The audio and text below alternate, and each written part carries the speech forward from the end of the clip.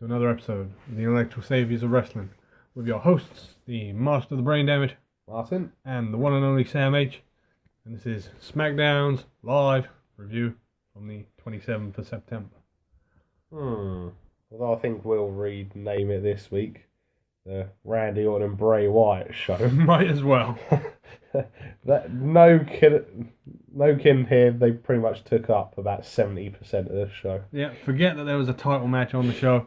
It's all about Bray and Randy. Yeah. We had Randy Orton opening up the show. Yeah. And basically stating, Bray Wyatt, get out of here, I want to talk to you. And then, of course, we had the usual intro for Bray. and then he appeared on the Titantron in his area backstage where nobody knows where he is. No. He's like hidden deep in the arena behind like 7 or 8 doors. Yeah, and clearly he's been on his travels this week. He brought along the Sands of Time with him, so clearly he's been in Persia. How in the hell he managed to pick them up? I mean, Christ, even the prince couldn't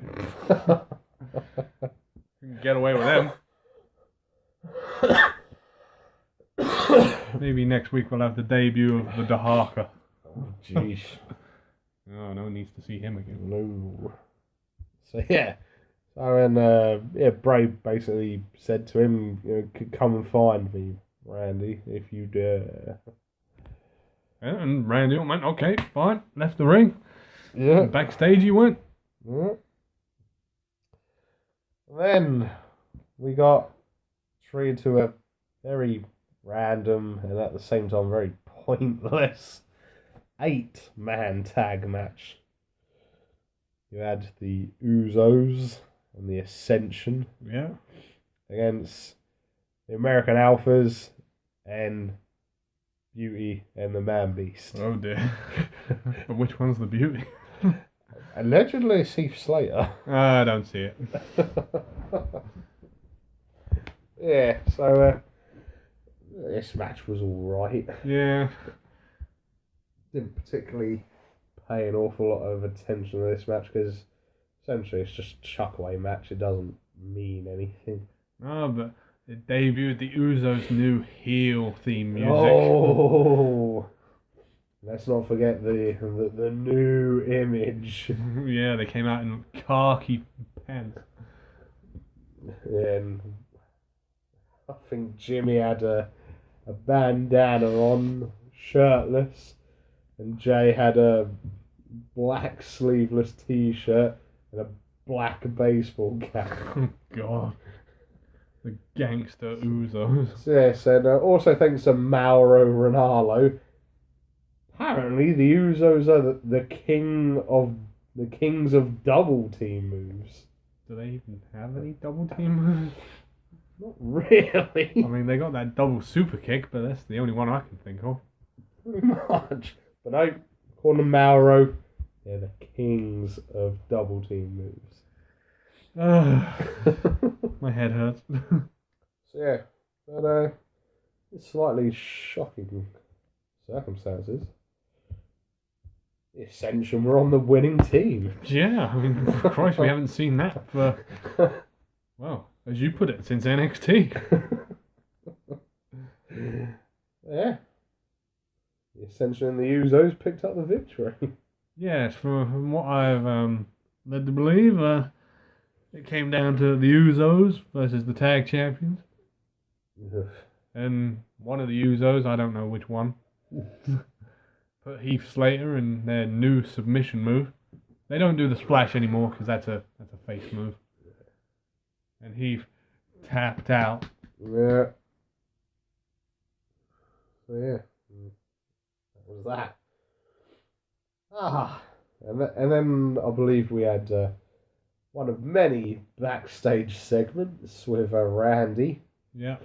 And Bray. They were backstage and he found this weird cross weapon thing. He turned it around, then looked to go around where some lockers were. Then the camera, then you heard a little noise, camera went back, and the weapon had been moved back into its original position. And there was Eric Rowan with a new sheep mask on. Yeah. Eerie. And then, keeping up in true SmackDown style, we had another tag team match. Yeah. It was Carmella and Natalia versus Naomi and Nikki Bella. Yeah. And Naomi was wearing a very un-PG outfit. Yeah, it was a bit. Now, I'm going to be completely honest, I wasn't paying much attention to this match. We've just downloaded True or False. Well, you have. And we were busy doing a quiz battle. Yeah, we were. But I was, like, looking back and forth. Yeah, but in the end, Carmella pinned Nikki Bella with the slam pin combination. Interesting. If anyone really cares about most divas in this match. Yeah, and I think after that we possibly had another random... Oh yeah, we had another segment with Randy. This was the one with the doors. Yeah, so you had a few... He was in an area where there were a few doors and they painted on the doors a few messages for Randy. One had prey or predator on. Yeah. Another one... What was the one you pointed out? Yeah, one had something like "No Way Out of Here" written on it. Yeah. And he opened one door and there was a cutout of Randy Orton with the eyes cut out. Yep.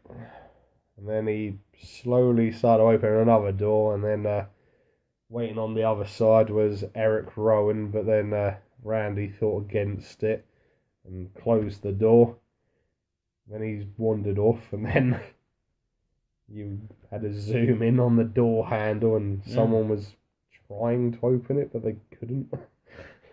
Yeah, it was Eric Rowan, I imagine. Ooh. Yes, and then oh, jeez. Match number 3. No, we had the biggest pile of crap of the show yet. We had The Miz's homecoming. Oh dear. Now, we must remind you that Miz is homecoming, and he's announced not from his home anymore. He's renounced his home. He prefers to be announced from Hollywood, California, or wherever it is. Yeah, I believe it is Hollywood. Would be fair, even Dolph Ziggler doesn't get announced from Cleveland either. Anyone gets announced from Cleveland. So yeah, The Miz just went on a long tirade of how awesome he is and blah, blah, blah, blah. And then he got interrupted by Dolph Ziggler. Thank God. Miz chucked in a few insults here and there. And right towards the end, Miz was like, right, you're going to ask me for a title shot. The answer's no, because I'm bored of beating you. And then Dolph caught his attention. He said to him, right, I want you no mercy. Your title for my career. That's a tough match. Yep. So that match has been confirmed, I believe now. And so it's title versus career. Oh, and I just hope and pray, dear God, that Dolph ends this horrible reign of The Miz. Yeah. Because, and I thought about this the other day. Miz has been in the company for 12 years now. It's Tough Enough 2004. And you can do this yourself. Go back, people. Go back and look over all his matches and tell me, is there one 5-star Miz match you can remember? One 5-star Miz moment or match. Anything. Because every wrestler has at least one match where you can go, oh yeah, that one. That's them. They made that match. Miz has nothing. Hell, the only match he brags about was the WrestleMania 27 one, where he got where he got knocked out. And people only remember that for The Rock coming back and rock bottom in both of them. Mm. And that's not to mention people are only cheering for The Miz because he was fighting John Cena. Yeah. I mean, how bad is that? You're getting cheered for because people don't like your opponent, who is supposed to be the one being cheered for. Yeah. Yeah. It's terrible. Yes, and then we were meant to have a match next. Was meant to have Becky Lynch in action, but she got as far as the Titantron, and then Alexa Bliss come out and attacked her. Yep. Proceeded to ram her head onto the ramp 3 or 4 or 5 times. And then she just wandered off, boasting what she'd done. Yeah, she took the belt off of Becky and said, "This is mine. I'm coming for this." And you're like, okay. And then we had our final Bray Wyatt and Randy Orton segment. Yeah, this was the most confusing one of all. You had Bray in his area, somewhere backstage, talking about the sands of times again and a few other various things. Be careful with those sounds. Yeah, and then mysteriously, someone appeared behind him, and he was wearing a sheep mask. Yeah. And it wasn't the one Eric Rowan had on. And it wasn't Luke Harper either. No. It was the Viper.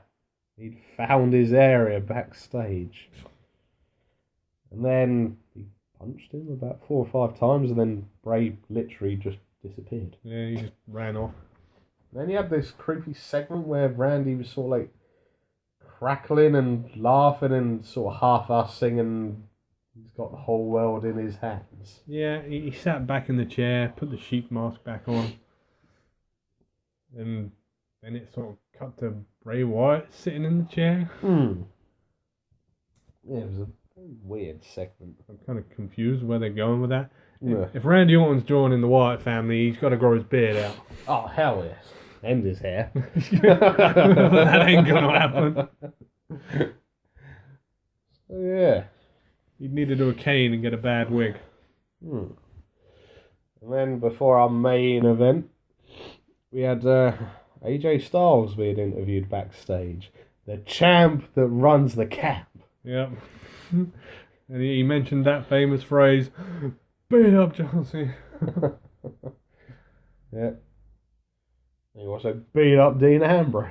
Yeah, he did.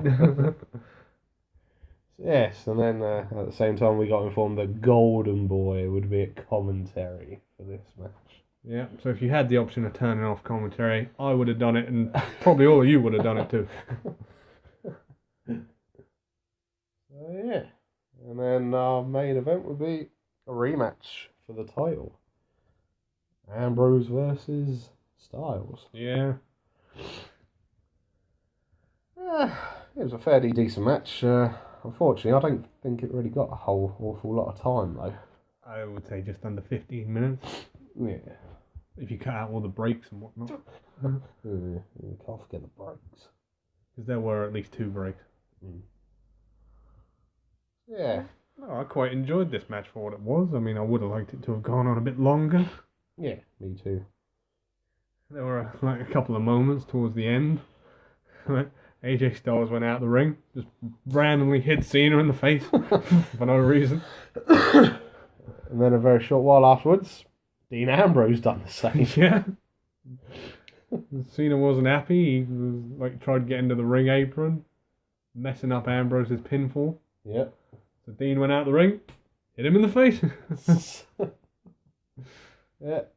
And then Dean got rolled up by AJ and he pulled them tights, stealing the victory and retaining his title. He had a big handful of those jeans. Yeah. And then unfortunately, Cena then got in the ring, got involved and AA'd both of them. Yeah, great. And then laid claim that he's going to make history at No Mercy and become the 16-time world champion. No, you're not. You are a lazy part-timer. Ooh. Yeah, it's funny how JBL brought up them comments and he refused to answer the question. Yeah, he knows. Yeah. He knows. Yeah, I don't know.